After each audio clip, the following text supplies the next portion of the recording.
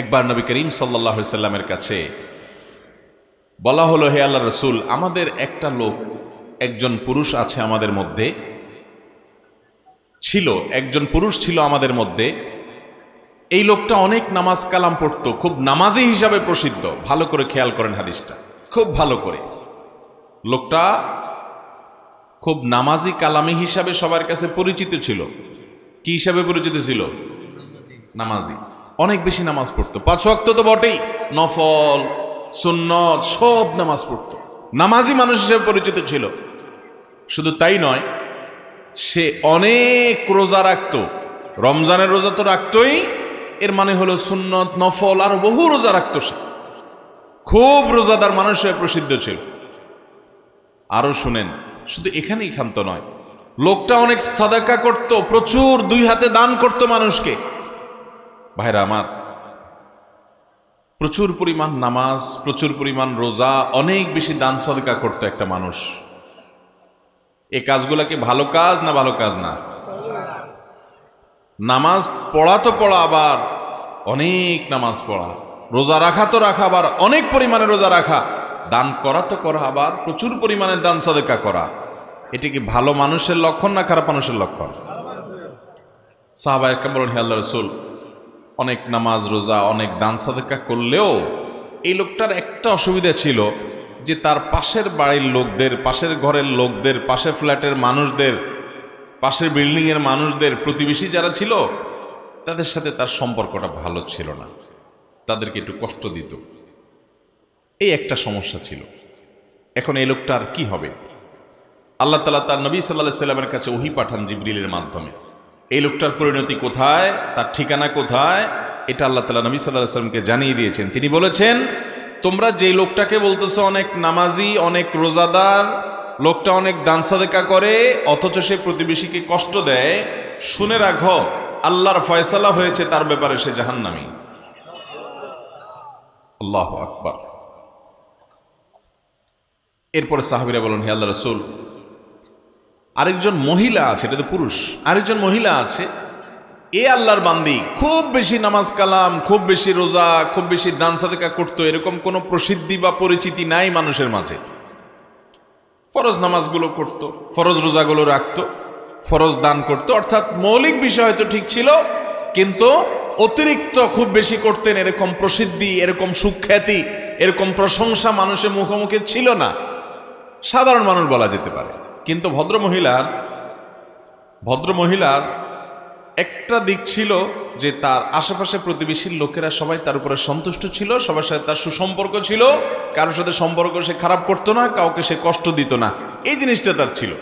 নবী করিম সাল্লাল্লাহু আলাইহি সাল্লাম আল্লাহর কাছ থেকে প্রাপ্ত ওহীর আলোকে বললেন, তোমরা যে ভদ্র মহিলার কথা বলছিলে, যে খুব বেশি নামাজ রোজা করে নাই, খুব বেশি দান সাদকা করে নাই, কিন্তু প্রতিবেশীর অধিকার সে পাই পাই করে আদায় করছে, কখনো প্রতিবেশীকে কষ্ট দেয় নাই, জ্বালা যন্ত্রণা দেয় নাই, এই ভদ্র মহিলা আল্লাহর ফয়সালা হয়েছে, সে জান্নাতি।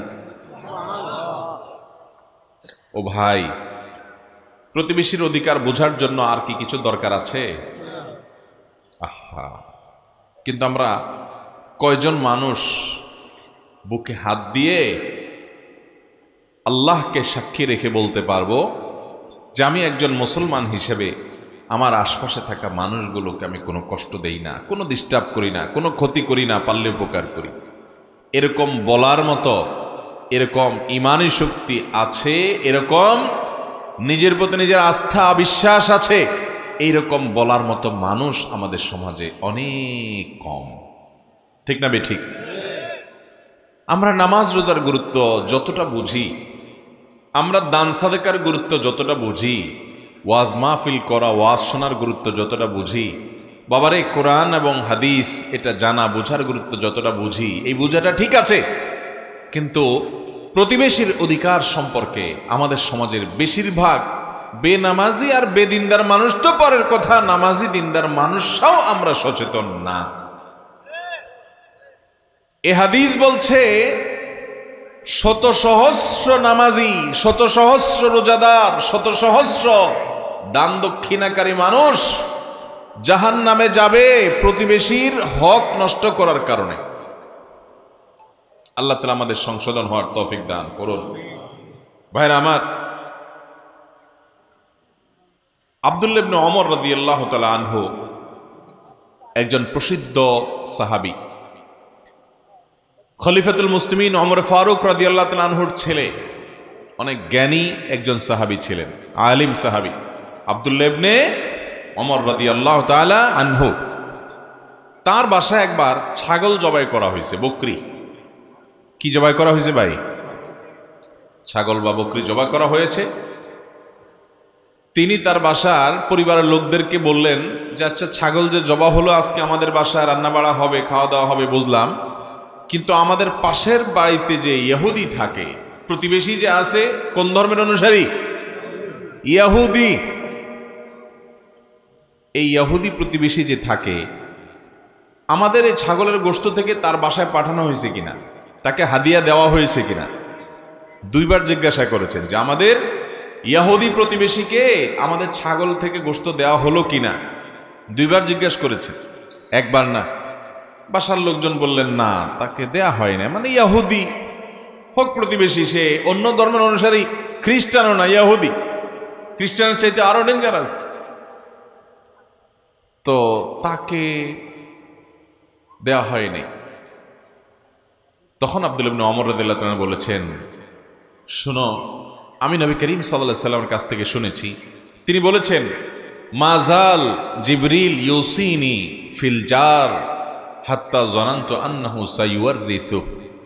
নবী করিম সাল্লাল্লাহু আলাইহি সাল্লাম বলেছেন, শুনো, আসমান থেকে জিবরিল আল্লাহর পক্ষ থেকে ওহী নিয়ে প্রতিবেশীর ব্যাপারে এত বেশি আমাকে ঘন ঘন সাবধান করেছেন, খবরদার প্রতিবেশীর ব্যাপারে আপনাকে অ্যালার্ট থাকতে হবে, এটা একটা অ্যালার্মিং জায়গা, প্রতিবেশীকে কষ্ট দেওয়া যাবে না, তার কোনো অধিকার নষ্ট করা যাবে না, তার সাথে সুসম্পর্ক বজায় রাখতে হবে।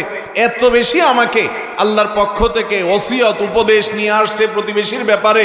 আমার তো মনে হচ্ছিল, নবী সাল্লাল্লাহু আলাইহি সাল্লাম বলেছেন যে এত বেশি, এতবার বলা হচ্ছে প্রতিবেশীর কথা, আমার তো মনে হচ্ছিল যে কখন না জানি বাপ মারা গেলে ছেলে মেয়ে যেরকম সম্পদে ওয়ারিস হয় এবং স্বামী স্ত্রী ওয়ারিস হয়, অন্যরা ওয়ারিস হয়, আমার মনে হচ্ছিল যে প্রতিবেশীর জন্য মানুষের পরিত্যক্ত সম্পত্তিতে একটা হিস্সা ঠিক করে দেওয়া হবে এবং সেও ওয়ারিস হয় কিনা, আমার সেই চিন্তা হয়ে গেছে। মানে এত গুরুত্ব দেওয়া আছে আল্লাহর তরফ থেকে জিবরিলের মাধ্যমে প্রতিবেশীর ব্যাপারে। ভাইরা আমার, এই প্রতিবেশীর সাথে আমাদের সুসম্পর্ক কার কতটা আছে, এই বিষয়টা আমাদেরকে যোগ বিয়োগ করতে হবে। আমাদের সমাজে দেখবেন যত গন্ডগোল, যত ফাসাদ, যত ভেজাল, যত ঝগড়া, যত রকমের সম্পর্ক নষ্ট হওয়া হতে পারে, এগুলো বেশিরভাগ হয় পাশের বাড়ির, পাশের দোকানদার, পাশের লোকদের সাথে, ঠিক না ঠিক? আমাদের যেই কাজটা সবচেয়ে বেশি ক্ষতি করবে, শয়তান ওইটা আমাদেরকে দিয়ে সবচেয়ে বেশি করায়, কারণ শয়তান আমাদের চিরশত্রু। আমরা যেন কোনোভাবে জান্নাতে যেতে না পারি সেই চ্যালেঞ্জ নিয়ে দুনিয়াতে শয়তান এসেছে। অতএব এই শয়তান আপনাকে আমাকে সে কাজ করতে দিবে না যে কাজ আমাদেরকে জান্নাতে নিবে, আর ওই কাজ আমাদেরকে দিয়ে করাবেই করাবে যে কাজ জাহান্নামে নিবে। আর আমাদের কাজ হলো শয়তানের এই শয়তানি থেকে নিজেকে বাঁচিয়ে কোরআন এবং হাদিস আমাদেরকে যে আলোক উজ্জ্বল পথের সন্ধান দিয়েছে সে পথে চলা। অতএব প্রতিবেশীদের অধিকার ব্যাপারে আমরা সাবধান হব তো ইনশাআল্লাহ।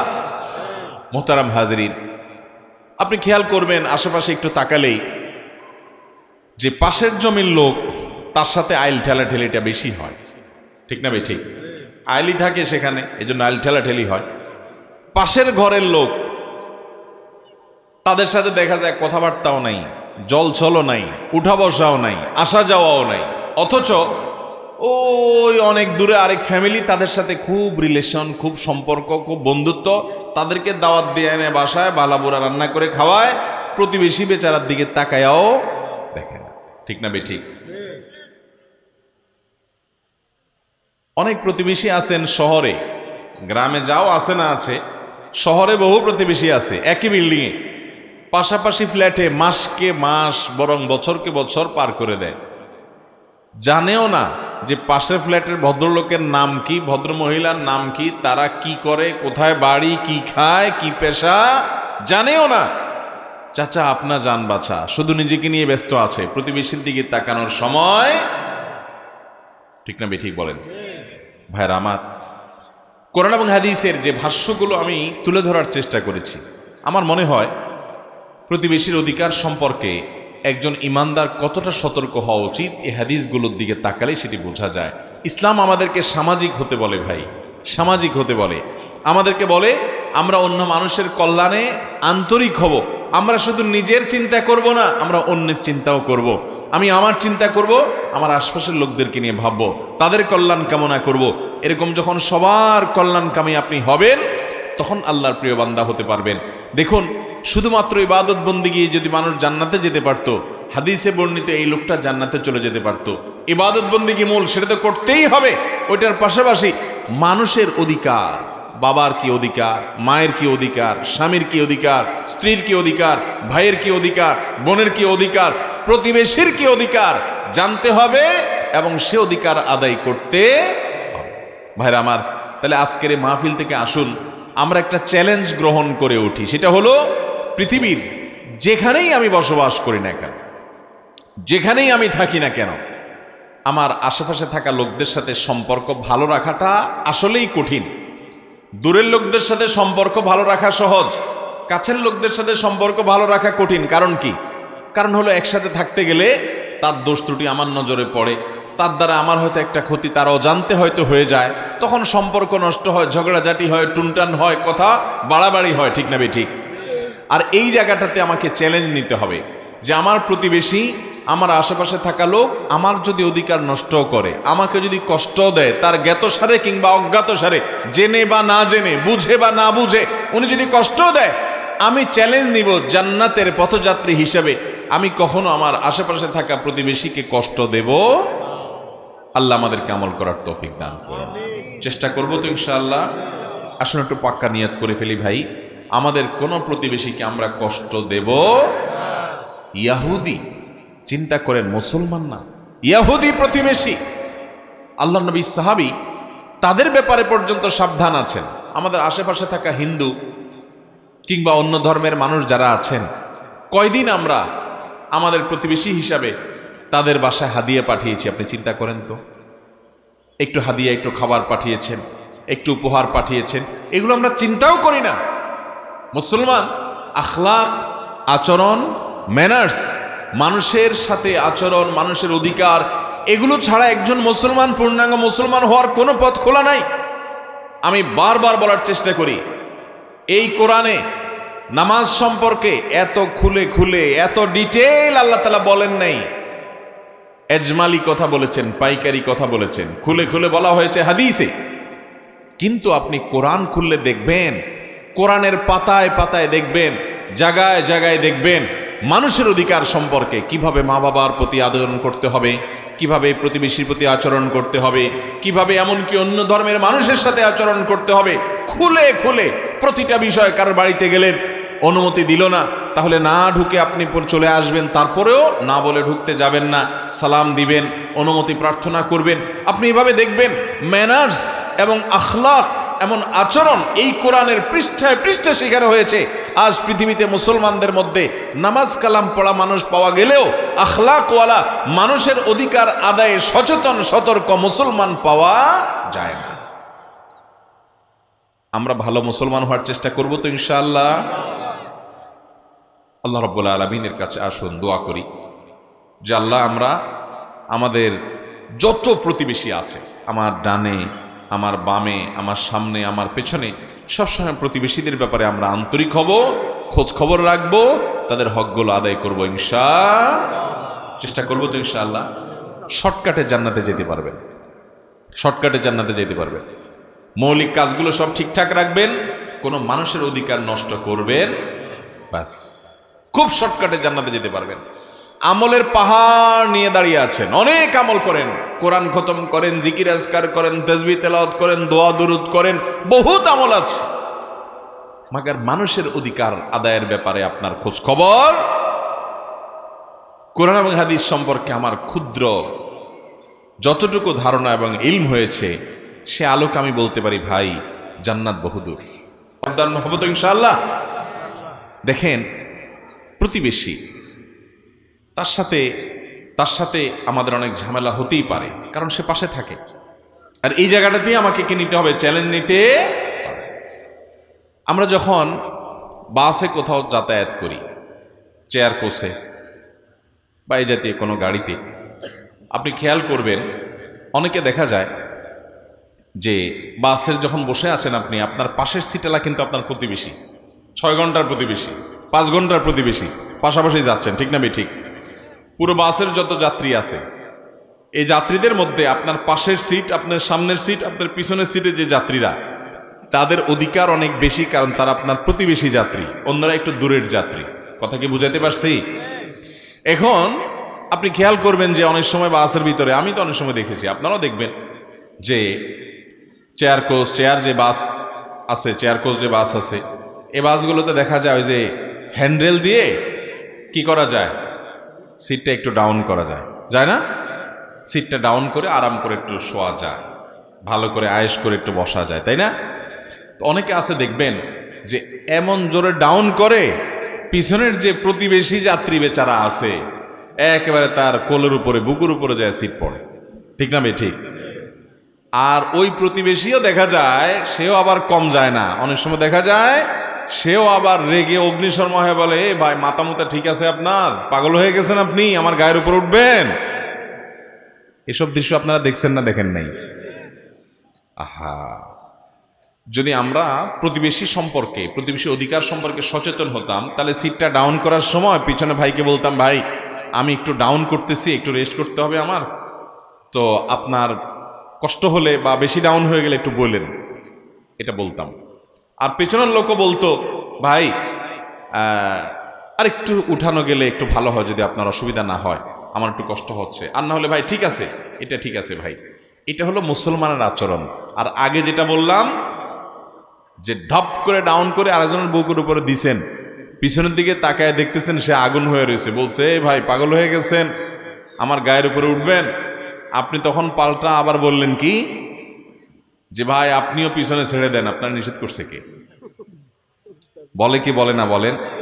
আহারে, ঠিক আছে ভাই, হয়তো আপনি যা বলছেন তা একেবারে ভুল বা মিথ্যা না, কিন্তু লোকটা আপনার প্রতিবেশী, হোক 4 ঘন্টার জন্য, হোক 6 ঘন্টার জন্য, হোক 8 ঘন্টার জন্য, আপনি মুসলমান হয়ে থাকলে, নবী সাল্লাল্লাহু আলাইহি সাল্লামের এই হাদিসগুলো আপনার মাথায় থাকলে, আপনার এই প্রতিবেশীকে আপনি কষ্ট দিবেন না। নবী সাল্লাল্লাহু আলাইহি সাল্লাম বলেছেন, যার হাত, যার মুখ, যার আচার আচরণ, কথাবার্তা, কাজ কারবার দ্বারা তার প্রতিবেশী নিরাপদ থাকে না, তার প্রতিবেশী ক্ষতিগ্রস্ত হয়, কষ্ট পায়, আঘাত পায়, এই ব্যক্তি ইমানদার হতে পারে না, ইমানদার হতে পারে না, ইমানদার হতে। এই ফিল্টারিং এ কতজন ইমানদার টিকবে বলেন সমাজের মধ্যে? অতএব প্রতিবেশীর ব্যাপারে আমরা উদার চিন্তার অধিকারী হওয়ার চেষ্টা করব তো ইনশাআল্লাহ। কি কি দায়িত্ব পালন করবেন প্রতিবেশীর প্রতি? আসুন আমরা পয়েন্ট আকারে বোঝার চেষ্টা করি। নাম্বার 1, প্রতিবেশীর প্রতি সদাচরণ করবেন, সদাচরণ, এবং তার কাছে তার খোঁজ খবর নেবেন। সদাচরণ করবেন, ভালো আচরণ করবেন, রুক্ষ ব্যবহার করবেন না, তার খোঁজ খবর নেবেন, হাদিয়া তোহফা পাঠাবেন, এবং বিশেষ করে আপনি নিজের জন্য যা পছন্দ করেন তার জন্য তা পছন্দ করবেন। এটা হাদিসের ভাষ্য। নবী সাল্লাল্লাহু আলাইহি ওয়াসাল্লাম বলেছেন, তোমাদের কেউ ততক্ষণ মতো ইমানদার হতে পারবে না মা ইউহিব্বু লিজারিহি মা ইউহিব্বু লিনাফসি, যতক্ষণ পর্যন্ত তার নিজের জন্য যেটাকে লাইক করে, পছন্দ করে, প্রতিবেশীর জন্য সেটাকে পছন্দ করে। অতএব আমি যা চাই আল্লাহ আমার প্রতিবেশীকেও তা দেন, আল্লাহ আমি এটাতে খুশি, আমার প্রতিবেশীকেও সেটা দেন। এটা তো নাই, বরং আমাদের সমাজে আছে উল্টাটা, কি যে আল্লাহ আশেপাশে সারা দেশে মানুষকে দেন, আমার আপত্তি নাই, কিন্তু আমার সামনের দোকানদারে দিয়েন না আল্লাহ। ঠিক না ঠিক? বাজারের দোকানদারের কথা বলতেছি আর কি। মনে করেন আপনার দোকানে বেচা কিনা নাই, অনেক দোকানদার আছে মনে মনে এটা প্রার্থনা করে, আল্লাহ আমার বেচা কিনা নাই, বুঝলাম, দরকার নাই, থাক, কিন্তু পাশের দোকানদারের এর দোকানে যেন কাস্টমার না ঢোকে, আল্লাহ ওই আরেক বাজারে যে সব কিনে ফেলাক, তাও ভালো, আমি ওর ভালো দেখতে পারবো না। অথচ লোকটা আমার প্রতিবেশী, ঠিক না ঠিক? আল্লাহ আমার প্রতিবেশীকে আপনি কাস্টমার দিয়েছেন, আল্লাহ আরো দেন, তারে আরো দেন, সাথে আমাকেও দিয়েন আল্লাহ। এটা হলো ইমানদারের কথা, ঠিক না ঠিক?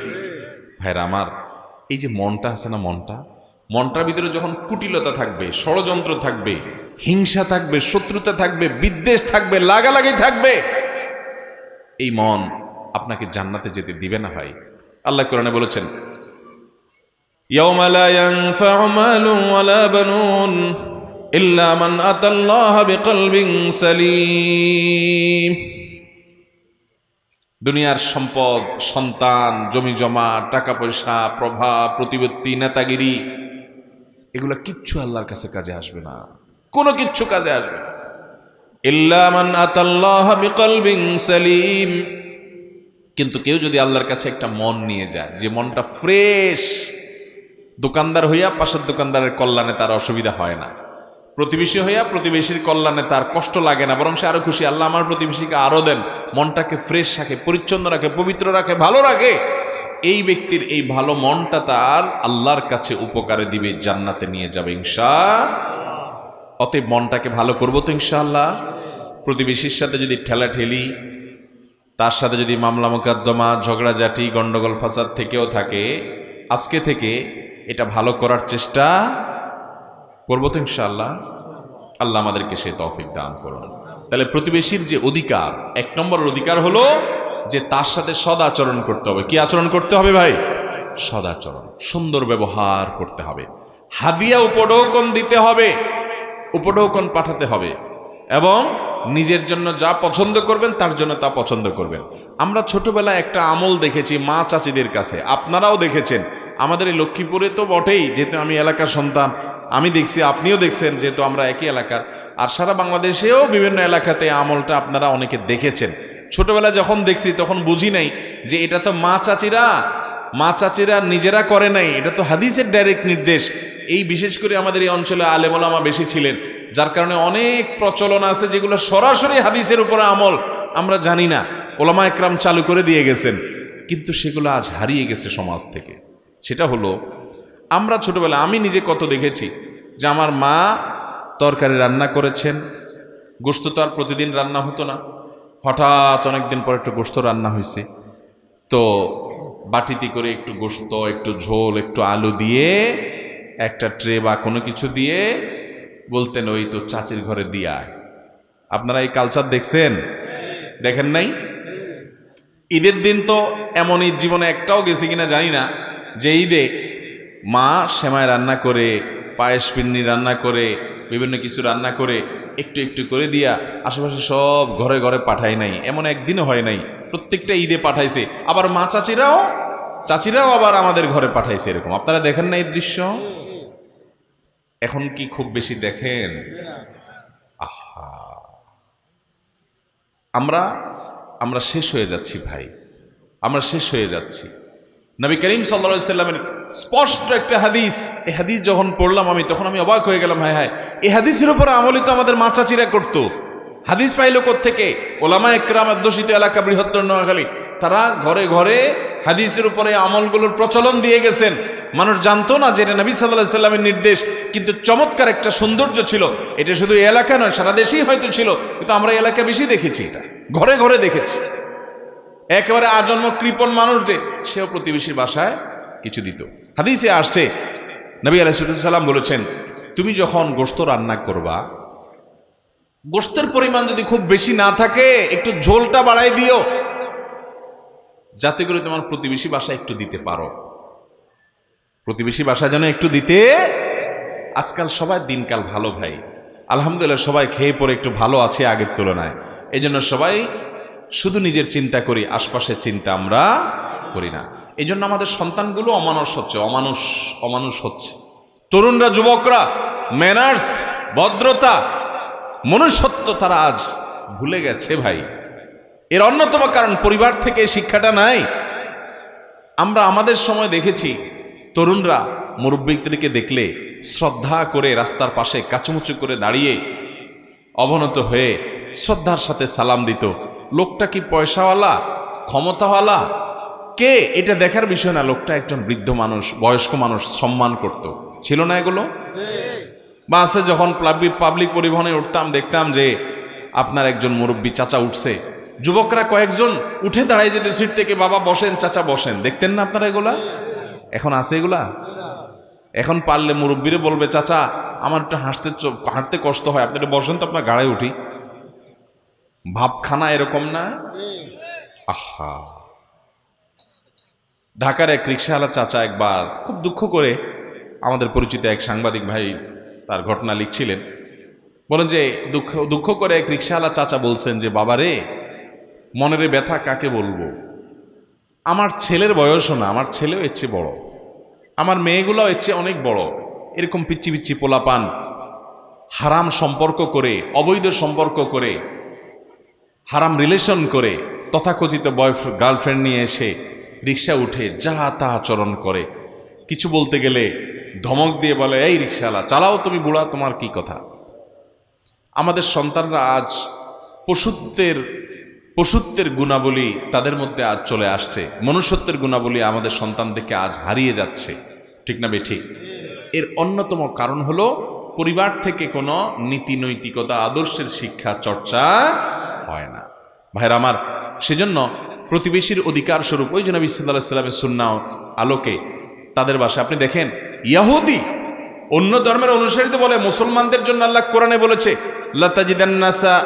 লাতাজিদান্না আশাদ্দান নাসি আদাওয়াতান লিল্লাযিনা আমানু আল ইয়াহুদ, ইমানদারদের সবচেয়ে বড় শত্রু দেখবা তোমরা ইহুদিদেরকে। এমনকি খ্রিস্টানরাও এত বড় শত্রুতা করে না ইহুদিরা যত শত্রুতা করে মুসলমানদের প্রতি। কোরআনের আয়াত, সেই ইহুদি চিরশত্রু। তার বাসায় আব্দুল ইবনে ওমর রাদিয়াল্লাহু আনহু বলতেছেন যে ছাগল জবাই হয়েছে আমাদের বাসায়, গোশত গেছে তার বাসায়, ইহুদির বাসায় গোশত গেছে। দুইবার জিজ্ঞাসা করেছেন, যখন শুনছেন যান নাই, রাগ হয়ে গেছেন, কেন যায় নাই, সে আমার প্রতিবেশী। ভাইরা আমার, কোথাকার ইহুদি আমার মুসলমান ভাই, হতে পারে তার কোনো ত্রুটি আছে, হতে পারে তার কোনো দুর্বলতা আছে, হতে পারে তার দ্বারা আমার কোনো কষ্ট হয়, উনি বুঝেন না, কিন্তু দিন শেষে সে আমার প্রতিবেশী। আপনার রক্ত সম্পর্কীয় আত্মীয় যেরকম আপনার কাছের, আত্মীয়র পরে রক্ত সম্পর্কীয় আত্মীয়র পরে যদি আল্লাহর জমিনে কারোর অধিকার সবচেয়ে বেশি থাকে, সে হলো আপনার প্রতিবেশী।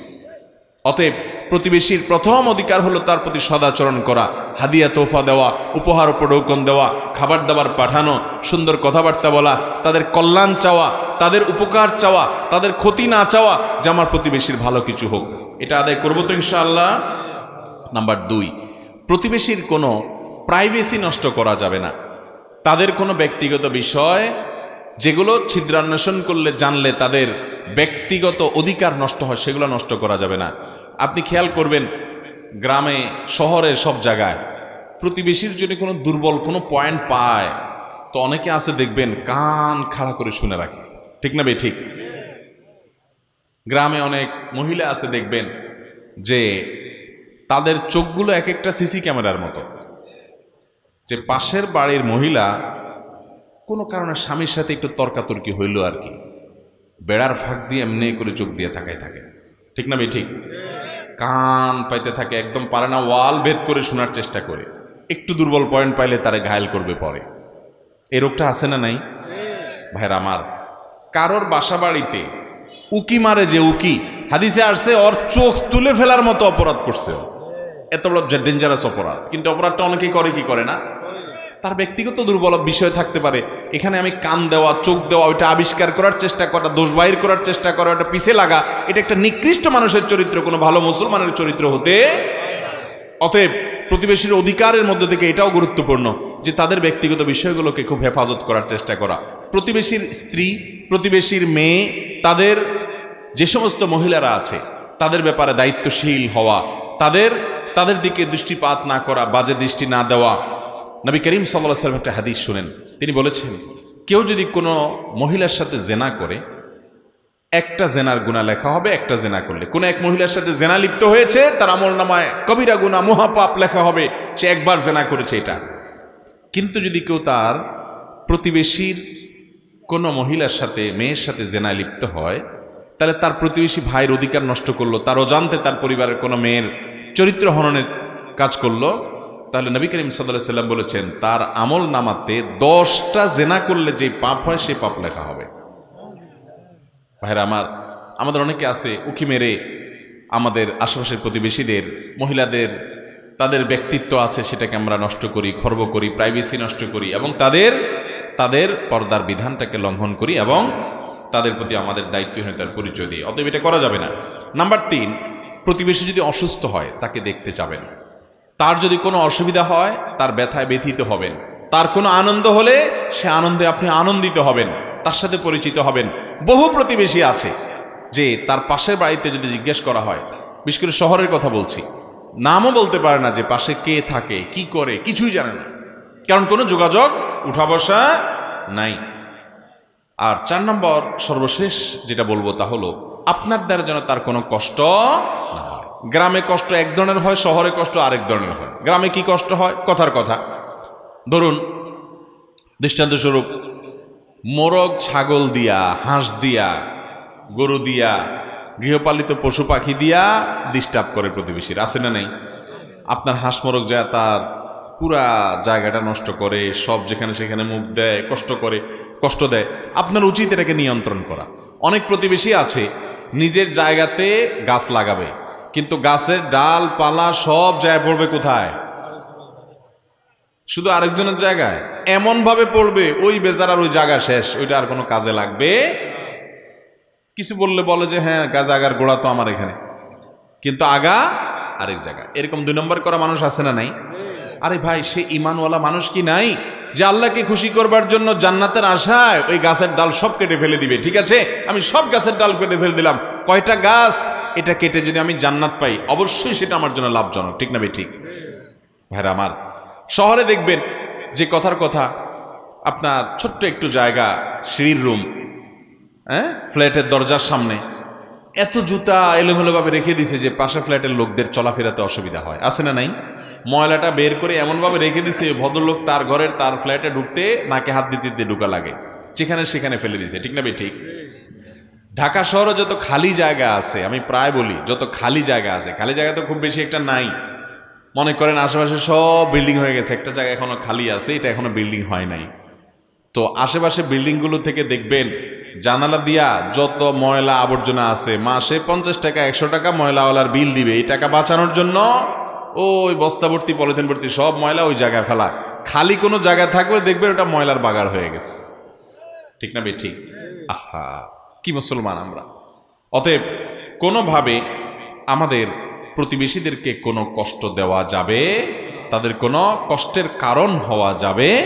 আবার বলছি, 4টি কাজ করবেন। 1, তাদের প্রতি সদাচরণ করবেন, উত্তম ব্যবহার করবেন, তাদের উপকার করার চেষ্টা করবেন, তাদের হাদিয়া তোফা দিবেন, খাবার পাঠাবেন, সম্পর্ক ভালো করার চেষ্টা করবেন, পরিচয় হওয়ার চেষ্টা করবেন।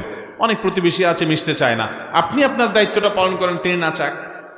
দ্বিতীয়ত যে কাজটা করবেন তা হলো প্রতিবেশীর কোনো দোষ ত্রুটি খোঁজার চেষ্টা করবেন না, কান পেতে পেতে তাদের ব্যক্তিগত বিষয়গুলো জানার চেষ্টা করবেন না, চোখ দিয়া তাদের কোনো কিছু দেখার চেষ্টা করবেন না, বিশেষ করে তাদের মেয়েদের চরিত্রের ব্যাপারে সাবধান থাকবেন, চোখের হেফাজত করবেন, সেদিকে দৃষ্টিপাত করবেন না। তৃতীয়ত, যদি প্রতিবেশী অসুস্থ হয় তাকে দেখতে যাবেন, যদি কোনো ব্যথায় ব্যথিত হয় তার পাশে দাঁড়াবেন, যদি তার আপনজন মারা যায় তাকে সান্ত্বনা দিবেন, যদি তার আনন্দ হয় সে আনন্দে ভাগাভাগি করবেন। আর নাম্বার 4, কোনোভাবে কষ্ট দিবেন না, সেটা কোনোভাবেই না, জুতা দিয়ে না, ময়লা দিয়ে না, হ্যাঁ, আচরণ দিয়ে না। অনেকে করে কি, ধুমধাড়াক্কা গান বাজায় রাখে, আছে না নাই? ইয়া হাই বলি আমি গান বাজায় রাখে। ভাই, আপনার মনে অনেক ফুর্তি, আপনি দরজা জানালা সব বন্ধ করে গানের তালে তালে লাফাইতে লাফাইতে আপনি ফ্যানের সাথে ঝুলে যান, আল্লাহর সাথে আপনি বুঝেন। কিন্তু আপনি আপনার প্রতিবেশী, তার তো মন খারাপ থাকতে পারে, আপনি তাকে গান শুনতে বাধ্য করবেন, তার ঘুম হারাম করবেন, এই অধিকার ইসলাম আপনাকে দিছে? কোনো বিবেকবান মানুষ এটা করতে পারে? কিন্তু এই অহেতুক কাজগুলো আমাদের অনেক তরুণরা করে। ধুমধাড়াক্কা গান শুনতেছে, বাবা তুমি গান শুনবা, হেডফোন দিয়ে শুনো, তোমার গুনাহ হবে, তুমি আল্লাহর সাথে বুঝবা, কিন্তু আরেকজনকে তুমি গান শুনতে বাধ্য করতে পারো? আমরা অমুসলিমদেরকে দেখি, ইসলামের সব সৌন্দর্য অনেকগুলো তারা নিয়ে গেছে, অনেক সৌন্দর্য তারা নিয়ে গেছে। আপনি উন্নত অনেক দেশে যাবেন, জাপানে যাবেন, বিভিন্ন দেশে যাবেন, দেখবেন সবাই হেডফোন দিয়ে কথা বলে, এবং কথা বলার সময় মুখে হাত দিয়ে কথা বলে, কেউ কারো ডিস্টার্ব করে না, একটু জোরে কথা বলে না যে কারোর ক্ষতি হবে। আমাদের এই ভিডিওটি যদি আপনার ভালো লেগে থাকে তাহলে ভিডিওতে একটি লাইক দিতে পারেন এবং আপনার প্রিয়জনদের সাথে শেয়ার করতে পারেন, এবং এইরকম আরও ভিডিও পেতে আমাদের ইউটিউব চ্যানেলটি সাবস্ক্রাইব করে পাশে থাকা বেল আইকনটি অন করে দিন।